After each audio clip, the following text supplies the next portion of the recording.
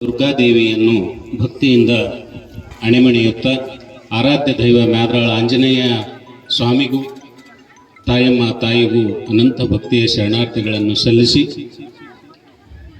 ಶ್ರೀ ಚಿಕ್ಕಸಿದ್ದ ಪರ್ವತ ಅಂಬಾದೇವಿ ಚಿಕ್ಕಂತ್ರಗಂಗಿ ಸಾಂಸ್ಕೃತಿಕ ಕಲಾ ಟ್ರಸ್ಟ್ ರಿಜಿಸ್ಟರ್ಡ್ ನಂಜಲ್ದಿನ್ನಿ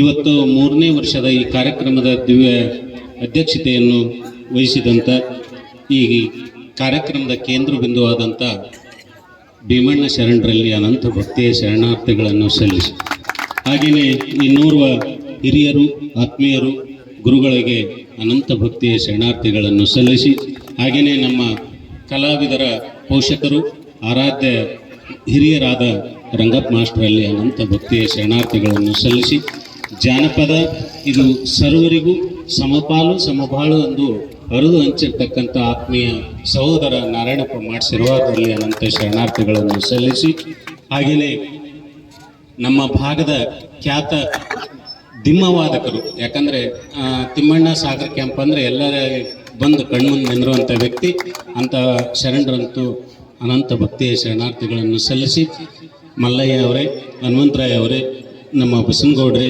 ಮತ್ತು ಮ್ಯಾದ್ರಾಳ ಗ್ರಾಮದ ಎಲ್ಲ ನನ್ನ ಆತ್ಮೀಯ ಹಿರಿಯರೇ, ಈ ಕಾರ್ಯಕ್ರಮದ ಕೇಂದ್ರ ಬಿಂದು ನಮ್ಮ ನಿರ್ಪಾದಕ ಮತ್ತು ಹನುಮಂತ ದೇವರು ಮನೆಯವರೇ ಮತ್ತು ಈ ಕಾರ್ಯಕ್ರಮದಲ್ಲಿ ಪಾಲ್ಗೊಂಡಂಥ ಎಲ್ಲ ಹಿರಿಯ ಕಲಾವಿದರೇ, ಇಲ್ಲಿ ಎಲ್ಲರೂ ಈ ಕಾರ್ಯಕ್ರಮದಲ್ಲಿ ಬಂದಂಥ ಮುತ್ತುಗಳು ನೀವು. ಯಾಕಂದರೆ ಅಂತಿಂಥ ವ್ಯಕ್ತಿಗಳಲ್ಲ, ನಿಜವಾಗಿ ಕಲಾವಿದರಂದರೆ ಭಗವಂತ ಎಲ್ಲಿ ಕಾಣ್ತಾನಂದರೆ ಆ ಅಂಬಮ್ಮ ಗುಡಿಯಾಗಿಲ್ಲ, ಕಲಾವಿದರ ಹೃದಯದಾಗ ಅದಾಳ ಅನ್ನುವಂಥದ್ದನ್ನು ನಾನು ಕಂಡುಕೊಂಡಂಥ ವ್ಯಕ್ತಿ. ಹಾಗಾಗಿ ಎಲ್ಲ ಕಲಾವಿದರಿಗೆ ಹಿರಿಯರಿಗೆ ಅನಂತ ಭಕ್ತಿಯ ಶರಣಾರ್ಥಿಗಳನ್ನು ಸಲ್ಲಿಸಿ ತಾಯಂದಿರಿಗೂ ಮತ್ತು ಮಕ್ಕಳಿಗೂ ಮಾಧ್ಯಮದ ಸ್ನೇಹಿತರಿಗೂ ಅನಂತ ಭಕ್ತಿಯ ಶರಣಾರ್ಥಿಗಳು. ಆತ್ಮೀಯರೇ, ನಿಜವಾಗಿ ಅಂತಂದರೆ ಭಗವಂತ ಇಂಥ ಗುಡ್ಡದಲ್ಲಿ ಬಂದು ತಾಯಿ ನೆಲೆಸಾಳ ಅಂತಂದರೆ ಕಲ್ಲಂದವರಿಗೆ ಕಲ್ಲಾಗಿ ಕಂಡಾಳ, ಕಲ್ಲಲ್ಲಿ ನೀನೇ ಅಮ್ಮ ಅಂದವರಿಗೆ ಕಲ್ಪವೃಕ್ಷವಾಗಿ ಕಂಡಂಥ ಅಂಬಾದೇವಿ ಇವತ್ತು ನಮ್ಮ ಪ್ರತ್ಯಕ್ಷ ಆಗಿ ಈ ಗುಡ್ಡದ ಈ ಆಸುಬಂಡಿ ಮೇಲೆ ಒಡೆದು ಮೂಡಾಳ ಅನ್ನೋದಕ್ಕೆ ಎರಡು ಮಾತಿಲ್ಲ. ಯಾಕಂದರೆ ಭೀಮಣ್ಣ ಶರಣರು ಅದಕ್ಕೆ ಧನವ ಗಳಿಸಬೇಕೆಂತಾದ್ದು ಜನರಿಗೆ ಕಾಣಿಸದಂಥದ್ದು ಅಂತ. ನಾನು ಇಲ್ಲೇ ಅಂತರಗಂಗೆಯವನು.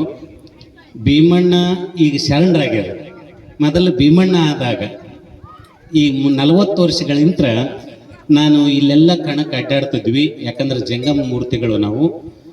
ಈ ಮ್ಯಾದ್ರಾಳು ದೇವ್ರ ಮನೆ ನಮ್ಮ ಮನೆತನದವ್ರದ್ದು ಒಂದು ಕಿರಾಣಿ ಅಂಗಡಿ ಇತ್ತು, ನಮ್ಮ ಭೀಮಣ್ಣಂದವ್ರನ್ನೂ ಕಿರಾಣಿ ಅಂಗಡಿ ಇತ್ತು ಅವಾಗ.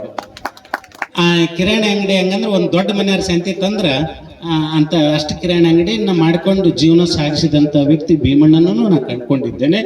ಅವ್ರ ಮನೆಯಲ್ಲಿ ಊಟನೂ ಮಾಡಿದ್ದೇನೆ. ಆ ತಾಯಿ ನಮಗೆಲ್ಲ ಊಟ ಮಾಡಿಸಿದ್ದಾಳೆ. ಯಾಕಂದ್ರೆ ನಾನು ಅವಾಗ ನನಗೆ 53 ವರ್ಷ, 12 ವರ್ಷದಾಗ ನಾನು ಮ್ಯಾದ್ರಾಳು ಮತ್ತು ನಾಗರಬಂಚಿ ಮೆದಿಕ್ನಾಳದಲ್ಲಿ ಬೆಳೆದ ದೊಡ್ಡವನಾದವನು. ಹಾಗಾಗಿ ಈ ಏನಾದರೂ ಆಗು ಮೊದಲು ಮಾನವನಾಗು ಅಂತಂದ್ರೆ ಈ ಜೀವನದಲ್ಲಿ ಬರೋದು, ಹುಟ್ಟೋದು, ಸಾವೋದು ಮತ್ತು ಹೆಂಡ್ರು ಮಕ್ಕಳು ಮತ್ತು ನಮ್ಮ ತಾತ ಎಷ್ಟು ಮಂದಿ ನೆನಪೈತಿ ನಮ್ಗೆ. ನಮ್ಮಪ್ಪ, ನಮ್ಮ ತಾತ